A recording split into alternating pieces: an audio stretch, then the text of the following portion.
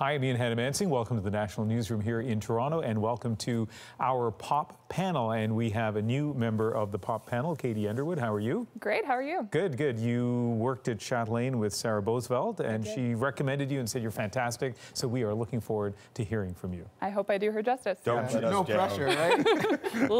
Donovan Bennett from Sportsnet, and you do a little, social media there and television, or what? I don't even actually know exactly what you do at Sportsnet. Thank you, Ian. I don't, yeah. No, well, it's probably better that you don't.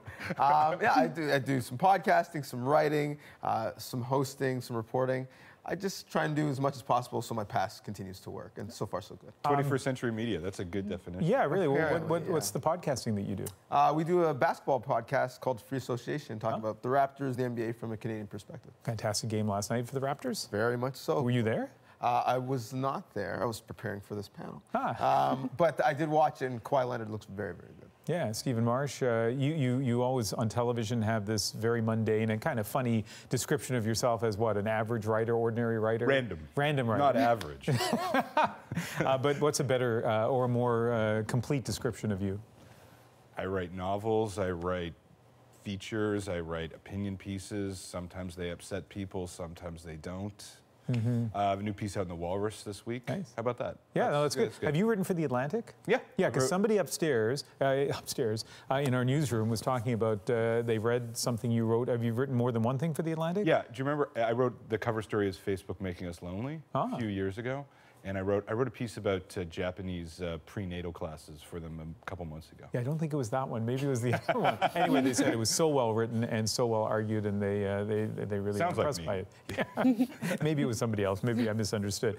So this is the preview of the National Pop panel, which normally is a few hours after we do this, but today it's going to be like a day and a half. We're going to run this on the TV portion on Friday, so you get a huge preview in terms of time. And one of the topics we want to address is, I don't even know if this genre has a name, but it's kind of the true crime genre as manifested in Making a Murderer on Netflix, and also Serial, the podcast, but this idea of a multi-episode deep dive into a crime. And of course, the timing for this is that Making a Murderer has just dropped its second season. You binge watched season 1. I did. It was a very dark Sunday. I don't recommend doing it all in one fell swoop, but it's definitely got an entertaining aspect, but I kept having to remind myself, this is based in real life. So. Yeah. And Donovan, what's your relationship to Making a Murderer? Binged season 1. It was the dominant conversation of the Christmas holidays of 2015 in my life. Watching season 2, was very happy to see a friendly face in season 2 in episode 1. Yes. Oh yeah, that's right. I'm kind of a big deal. Okay, listen, look, to be fair. I forgot all about that fact that I was in that. No, here's what the panel is talking about, is that there is I didn't actually run a clock, but I think it is literally a third of a second cameo by me on Making a Murderer. When I mentioned Making a Murderer a week ago on the web version of our panel, I didn't know that I was about to appear in season 1. So yes, I was thrilled by that. So are you just Ian Hanamansinging, or are you a random Toronto man? He's the real murderer. It's an amazing twist. No, it is. I forgot to log in, and we're looking for questions and comments from those of you who are watching on YouTube and Facebook Live and Periscope. So as you guys are talking, I will definitely log in so I can get these questions. No, what happened is they did a montage of reporters from different places who did coverage of that, and so they had a series of reporters, hosts, who said the word making. Yes. And so I was... The enunciation on making. Yeah. Outstanding, by the way. It was some of my best work. And Stephen... Yeah, I love this stuff. I mean, I think, the thing I think about these sort of true crime things is that, true crime is one of those genres that it just goes into whatever media exists. Like, everybody knows there's a market for it. So whatever, it's sort of like pornography. It's just like whatever's out there, it will find a home there. And the beauty of podcasting and the beauty of these kind of Netflix shows is they really allow this deep, intimate dive into people's lives. I mean, that's what I really feel like Making a Murderer was about like, what is it like to live in a small town as a weird family, right? As like an outsider family. And it was such a great portrait of it. You know, it was such an intimate little portrait of it. But can I rewind to the it's like pornography point? Yeah, I don't know if you guys caught on that. Yeah, no, I did. Isn't pornography so I've heard, supposed to make you feel better afterwards. Like, no one No. feels better after No, it watching doesn't. Making a Murderer. Not if you're a woman. I don't think it makes any. No, I don't think that's the selling point of pornography. I just feel like Making a Murderer. It's not like going to the spa. You leave and you feel angry or upset. Yeah. There is no real positive resolution, is what I was referring Well, to. I mean, I think with true Towards the crime, end. true crime, you know, go back to like the 1900s when there were these, like, what is it about is like the failures of the justice system, but also like the slipperiness of evil, right? Like these are the two kind of competing narratives that are there. And those two things are just endlessly fascinating, right? Like you're just gonna, like, they're just, the fact that we have these justice systems that we believe work and that they don't work, and the fact that evil is really out there in the world, you know, there's just an endless appetite for those kind of narratives. Certainly in me. But is that a good thing? Like, we rubberneck on the highway, but It's definitely that's rubberneck. fascinating. Like, do you remember To Catch a Predator? Yes, I do. Right? Oh, Like, yeah. I you know, shamefully say that when that show was on, I PVR'd it, I watched all the time, and then at some point I said to myself, if a stranger came in here and looked at my PVR and saw what I was consuming, what would they think about me? Yeah. Like, what is it about me that makes me want to watch all of this? And I think that's the interesting part of it. I'm not there yet on this genre, the true crime criminal docuseries, but it is, I think, a bit seedy that we want to see destruction on our flat screens. I also think it kind of appeals to our id in the sense that you were saying, Stephen. Like, it makes us reflect on what we ourselves would be capable of. Because if you go into this regular seeming town with these regular seeming people, and they just blow it wide open with this very, you know, nefarious murder that, you know, hopefully is solved, but like, is it solved? We don't know. And then you kind of have to snap back and say, no, this is real life. These are real humans, and what does that, you know? I'm not a murderer. I just want to go ahead and say that. Good. But, you know, it kind of helps you. You insisted a bit much. Playing. Yeah, I protest too much. But it does make you think, you know, what are my neighbors capable of, and kind of. Look, the human that kind of impulse, thing. like Yeah. tragedy, is like we're going to go to a theater and for 2 hours going to watch a beautiful human being be destroyed. Right? Like that's the human impulse to narrative. That's something that we just want to see, and we want to see these dramas of justice. We want to see these dramas of who is evil? Where does evil come from? What does evil look like? I mean, that's just human nature. So and it is ugly, but it's human nature. Let me give you an alternative view. One of the things that I loved about Serial and, well, all of these things, Making a Murderer, Staircase, which is another series I think on Netflix. Oh, amazing. Yeah, except I found Jinx. I got kind of bored towards the end. The Jinx I haven't seen. Everybody It's great. says when I mention those things that was on HBO, I think, Yeah. right? Yep. With Ballers is another show on HBO, right? Yeah, I think that's how HBO is described. favorite show. The show on the network with ballers. Yeah. So that's the B of HBO, right? So Ballers is a show with The Rock, and I like it, and Stephen can't believe that. But here's the thing that I love about those programs is not just the deep dive into a community and the deep dive into humanity, but also the criminal justice system. So many of us are interested in what happens inside courtrooms. We see it with the enduring appeal of courtroom dramas on kind of scripted dramas on television. But most of us have never been inside a courtroom. We certainly haven't been inside a Canadian courtroom. And I love seeing I love seeing the whole process laid bare the way it was. Was that part of the appeal for you guys at all? Certainly, because this was real life Law and Order, right? You were in the courtroom and you got to hear all the conversations.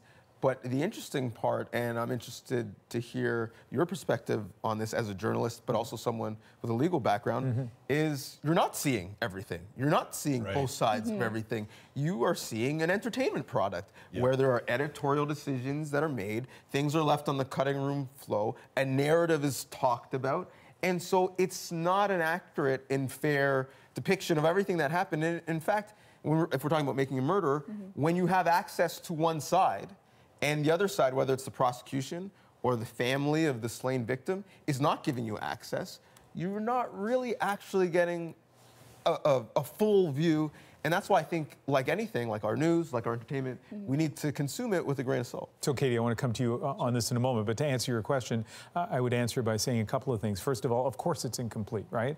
And it's naive for people to think otherwise, but I think it's also very easy to think otherwise, right? It's easy to have the illusion, especially with these multi-episode podcasts or TV shows that you're seeing the whole story. You're not. You're seeing it through the lens of the podcaster or the documentarian. So people need to understand that. At the same time, I always get frustrated. I hear this all the time from lawyers, and I've spoken to judges across the country in Canada, trying to persuade them to open up the legal system more to scrutiny, to have cameras in courtroom. And they talk about how, well, you know, we put cameras in there, you're only going to get part of the story. You guys are only going to cover the big cases, not, and as if the only way to justify looking, you know, shining a light on courtrooms is to show everything. But I would rather we see a responsible view, though incomplete, than nothing at all.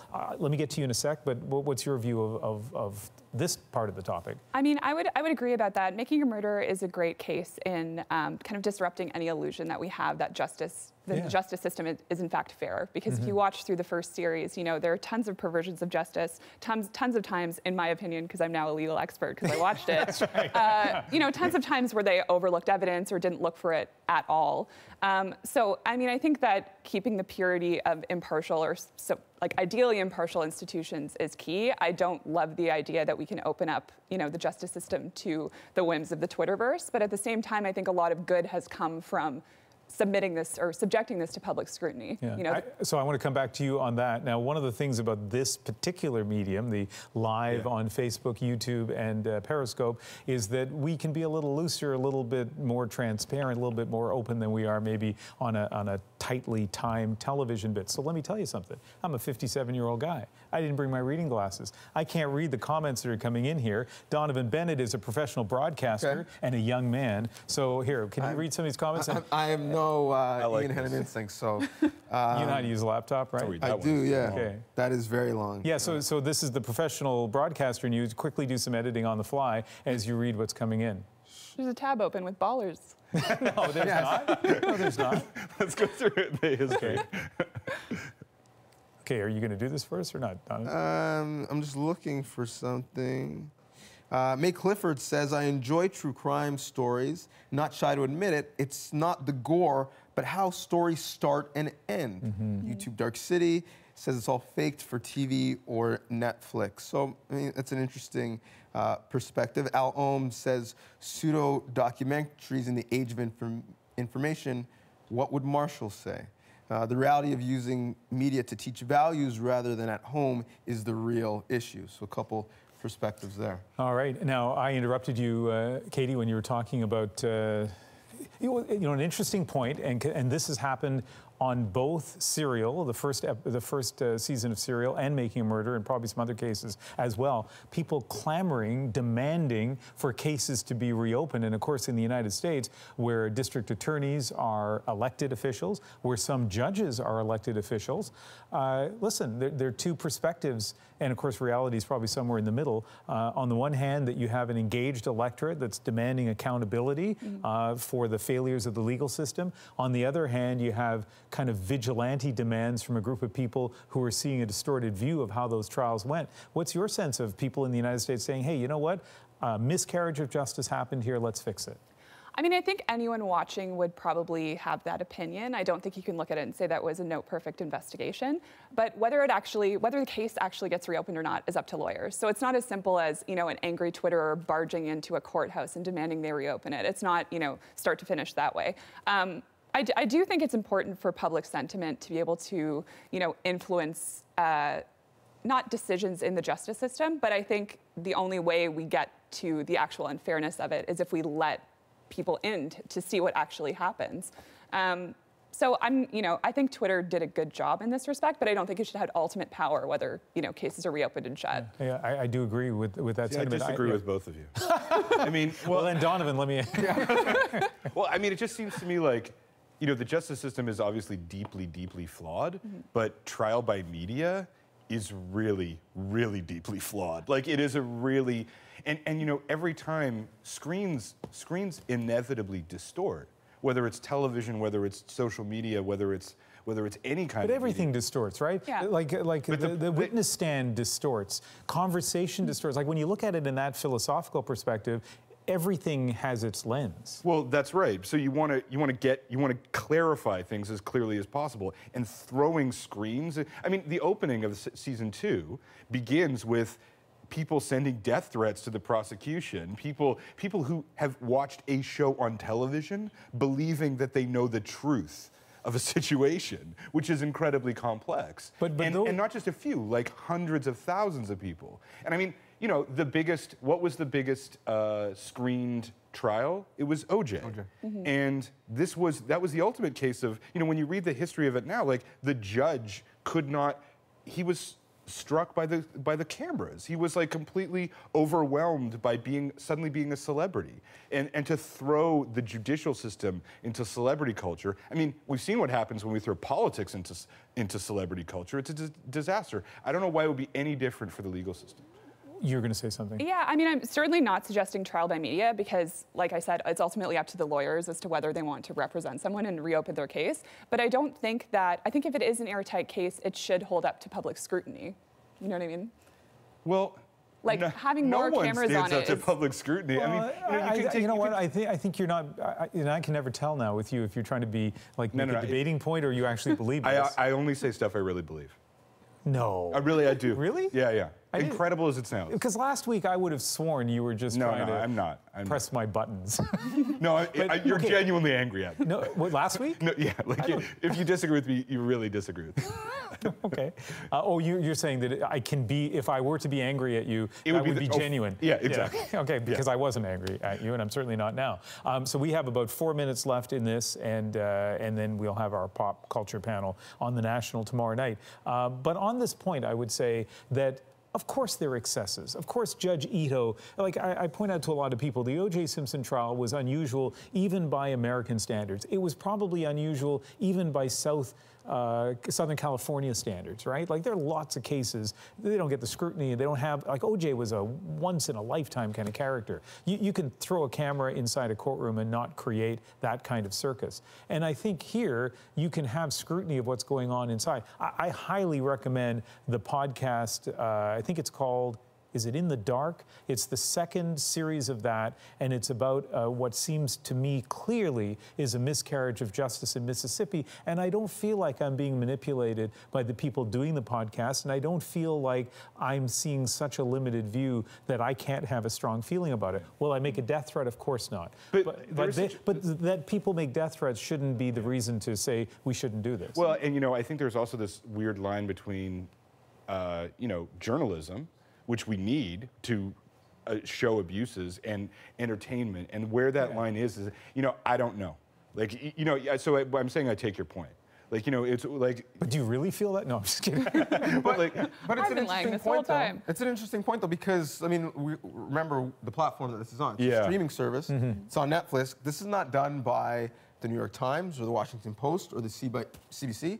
This is done by a group who their main goal is to keep you longer and have you happy that you spent $15 to $20 a month. It's not necessarily their intended goal at first to get to the truth. And so that's why some entertainment choices might be made rather than editorial or journalistic So choices. is the guy from Rogers Sportsnet saying that private media inherently corrupts the process? No, only streaming services. Only streaming services. Legacy brands don't do that. Yes. But you, and I don't know if I'm speaking out of turn, for someone who's going to be undergoing a similar project like this. Yeah. Oh, no, that's a turn that you can definitely speak in. Okay, absolutely. I'm about to do a true crime podcast, yes. Yeah, and so we've seen with Making a Murderer where the directors, the prosecutors have become themselves celebrities. That is a really good point. And in season 2, you know, for me, maybe I'm just watching it a bit skewed, but seeing them address the camera, seeing them aware that they're being filmed. Yeah. It's not a fly on the wall anymore when you know the phenomenon that this series is. Last word to Katie, but before we get there, I'll just say this is a very American phenomenon too, in that if you become known in the United States, there is so much money that you can make giving speeches, selling books. Like the amount of money you can make as an author, you must know this in the United States. A bestseller, even in the city of Chicago, I feel like makes a lot more money for the author than a bestseller within Canada. Oh, yeah. So if you get known on a show like Making a Murderer, there's a chance that so much money will come in. How can that not change your life and maybe your perspective.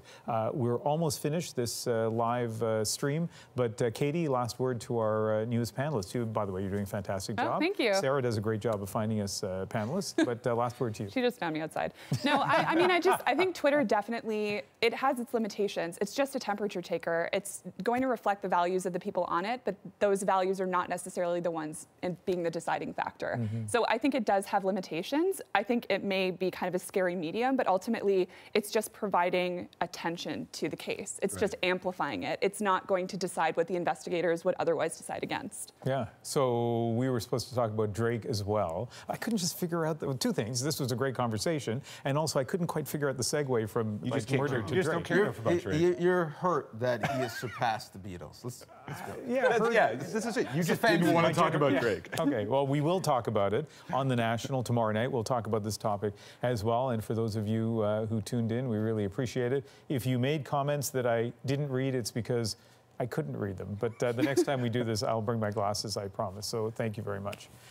And so we're obviously still, not obviously, but just to let you know, we're still streaming live here. But on the TV portion, we will get to the Drake stuff. And maybe there's a little truth to what you said.